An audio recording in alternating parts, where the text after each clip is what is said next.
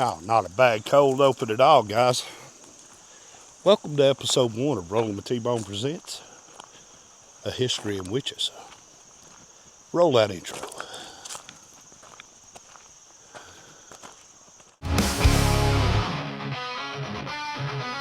T-Bone roars like a thunderstorm blast. Engine growling as the trees rush past. Wheels on fire carve the mountain's face. The legend rides with a reckless grace. T-Bone's shadow cuts the sky through the peaks where... Alright, guys, as we are out here sitting on Miss Jazz on what is just absolutely a gorgeous day so far, welcome in. This is episode 1 of Rolling with T-Bone Presents A History of Witches. Now, last week's preface episode, we kind of got into what this series was going to be about, but we didn't get into all in it, or to all of it. Sorry, I'm not Englishing today. So, how do we get this started? Well, to get this started, guys, we got to jump on Miss Jazz, who is going to serve as our time machine for this, most of this series anyway. And we've got to go all the way back to 1589. And my biggest concern, we're going to have enough gas to get back. Y'all hang tight. All right, guys, as the time machine here, Miss Jazz, takes us out. The year 1589, guys. Now, to understand how the phenomenon of the witches began, you have to go all the way back to that point in time. Now, in that point in time, we are going to be talking about King James VI of Scotland. Now, King James would unknowingly kick off 100-year witch burning festival, I guess, is how I'll say it. Now, did James willingly do this? No. I don't think James had any idea what would happen. But to start this off right and proper, in 1589, King James was now married to Queen Anne of Denmark. Now, the story begins with Queen Anne on a ship, and her convoy is coming to Scotland so she can now be crowned Queen Anne of Scotland. Now, history tells us that as Queen Anne and her convoy on the ocean was making this voyage from Denmark to Scotland, coming off of the Scandinavian coast, everything looked good until it didn't. The weather apparently broke bad as Queen Anne was making this trip, and it would end up sinking one of her ships, capsizing another one. And well, history would teach us that Queen Anne didn't actually make it to Scotland in that trip. So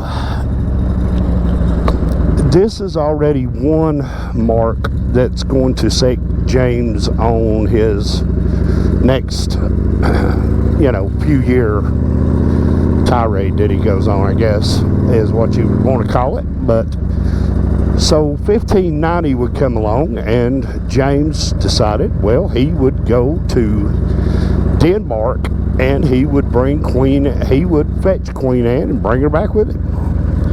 Now, James is crossing by the histories that it teaches. And guys, let me say this. Any of the stuff that I talk about here is public knowledge. You can go find it and do your own history research. But James, his crossing would be set with bad weather and horrendous storms and everything else. So you can kind of see the things that are happening in James's life that's kind of dictating what's going to happen over the next 100 years.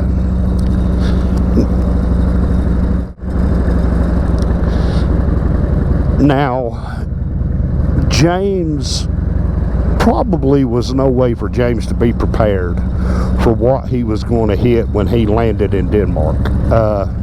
At the time, all up and down the Scandinavian coast, the craze of witchcraft was running wild. People were daily being accused of being witches. And now James was a very Christian man. James believed very much that in the devil. He believed in demons, and he would come to believe in witches. And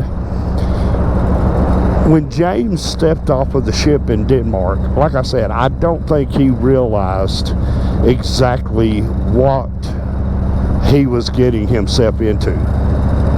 So to come from Scotland to Denmark and then just be overwhelmingly met by people who would come to him and accuse people of being witches. I mean, that's, you know, you're a king from a different land, and you've stepped on new land, and all of a sudden you're told that this land is completely cursed and overran with witches. So what are you supposed to do? Well, let's see what James did, shall we? So now, in a very different Denmark, this would all be kicked off. This crucifixion of witches is basically what it was. Everybody being burnt alive would begin because of a book that was written by a German writer, and I'm not going to try to pronounce his name here. It's a public record, but I'm getting ready to butcher the book's name. It was called the Maleficactorium or something like that. Anyway, it translated into the Hammer of the Witches was what this book was called. And in the time that this book was written, and the purpose of this book would simply become a legal document for people to use to kill witches. Now, the Hammer of the Witches would tell you about the devil.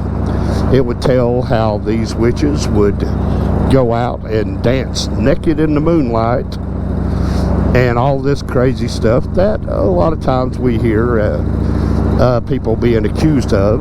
And that's how, you know, you could get the fanatic one could get his revenge or whatever it was he felt like he needed to get against the witch.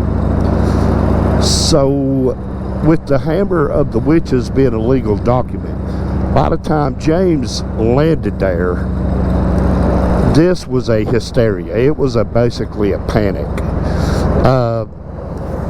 The people of Denmark believed that Satan was there and that he was making witches, and that they were going to kill everybody in Denmark, maybe even everybody in Scandinavia.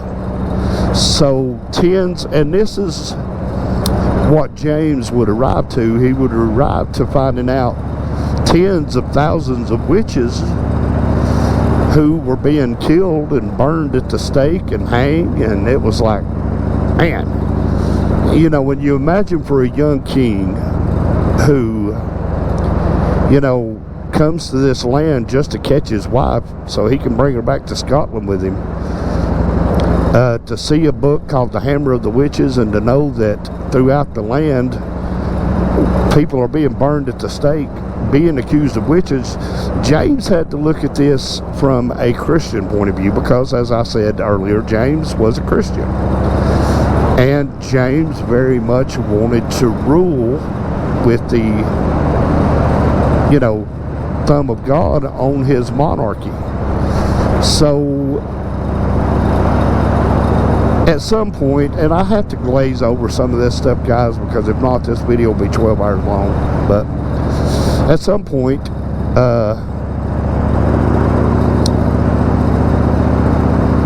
after the wedding night and everything's over with, At some point, James and Anne would come back to Scotland. And well, this is kind of where the story gets crazy, because when James came back to Scotland, apparently so did the witches and the devil himself. Alright guys, as we leave out of town here, now we got to talk about another young lady named Gillis Duncan. Now of course, after James got back to Scotland, Gillis Duncan would become in history the very first reported case of a Scottish witch. Now, Gillis' story is really, guys, it's a sad story, because here you had a young girl who, of course, you know, did what most young girls do. She lived her life in the 1500s the best she could. Now, Gillis' master, who was older than her, would do the one thing that would get most people burned at the stake for being a witch. He made an accusation. Gillis got up one night and went out, well after dark. She went out, and when she came back, of course her master met her, and he started accusing her of being a witch. Because at that time, guys, the accusation of being a witch, you had to prove it, but it all began with the accusation. Now, Gillis, of course, said, no, I'm not a witch. I haven't met with the devil. I haven't done any of this stuff that you're accusing me of. Now, the hammer of the witches would tell people how to deal with witches who did not want to admit what they were. And guys, the master ended up torturing poor Gillis. The periwinks, which were the thumb screws, they would put the fingers into these, between essentially these two solid blocks of wood with all thread screws like a vise, and they would tighten down until it basically crushed your fingers. But so Gillis had to endure this. However, she would not say, yes, I'm a witch. And then they went to another form of torture, where they would take a rope, pretty good size, you know, half-inch diameter, 3/4 inch diameter rope. They would wrap it around your face, and then two big men would grab each end of that rope, and they would pull until it crushed your skull. And this was called wrenching. So poor Gillis was hooked up to this rope, and these two big men started pulling on the rope, but Gillis never broke. She never admitted to being a witch. So now the master is frustrated. So he started looking for her body, because the hammer of the witches said that there would be marks on the body if the person had basically made a deal with the devil. So as the master is looking over Gillis's face and neck and back, he found a mole on her neck. Yeah, a mole, just a little brown mole. And for whatever reason, guys, history doesn't really tell, Gillis broke. When he found the mole, she admitted to being a witch. She said, yeah, I danced with the devil. And then Gillis would go on to name 8 other witches in the coven, and those witches would go on to name 8 more witches.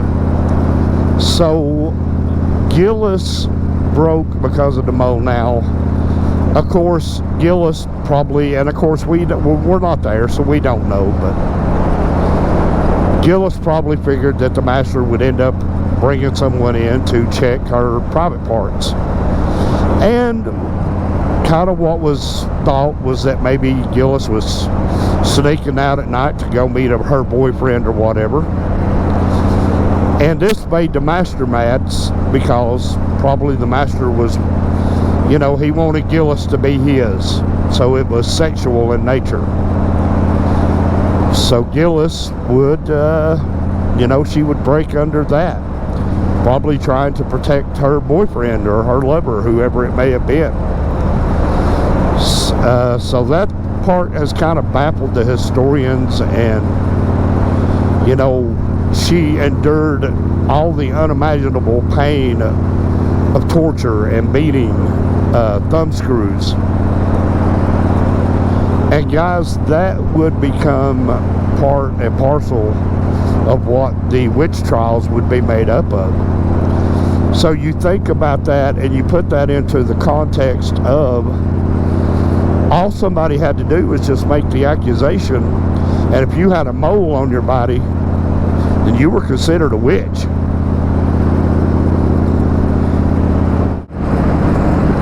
Now, history would tell, guys, about another woman named Agnes Sampson. And Agnes Sampson would be one of the ones that Gillis would originally accuse of being in the coven. Agnes Sampson's case was kind of unique because in her interrogation, she was interrogated twice by King James himself. So with this one, James actually got involved in the interrogation for whatever reason, which will become clear hopefully in a minute. So Agnes, guys, was an older woman. She was considered to be the senior witch of the coven.